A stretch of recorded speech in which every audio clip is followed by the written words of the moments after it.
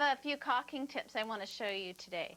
So I'm working on this old board because it does the trick, and it gives me a joint here that I'm going to caulk. So I've got my latex caulk and my caulking gun. I'm going to run a bead of caulk right along here. And then, now you can finish it with your finger, wetted finger, in soapy water, or sometimes people use an ice cube because it's going to stay wet. And if you're the warm-blooded type, you'll like this one. So you just run the ice cube down the bead of caulking. What a gorgeous finish that gives you, huh? Okay, here's another trick. If you're a messy caulker, then what you need to do is run yourself some masking tape on either side of the joint. So I'd put it here and then flat on the ground here. And then when I ran my caulking line, I'd get a really beautiful finish on it, right? Okay, so it looks ugly and messy. Oops. So no matter how bad it is, I smooth it over. I'm going to use the ice cube again because that kind of gave me a thrill. See, it looks bad, but look at that beautiful finish. Then when it's done, gorgeous. Okay?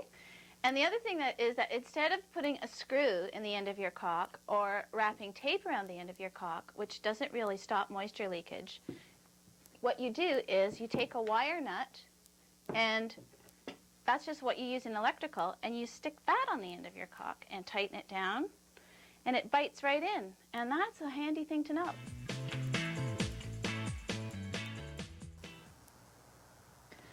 We've come to that part of the show where I like to discuss deeper issues, like where to take one's leisure after performing home repairs.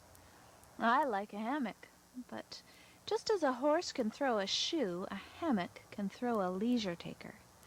Therefore, observe these rules. Beginners should take the mount conservatively.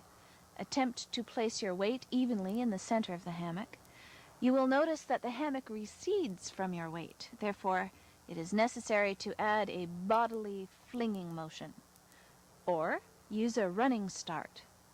Be careful not to overshoot your mark.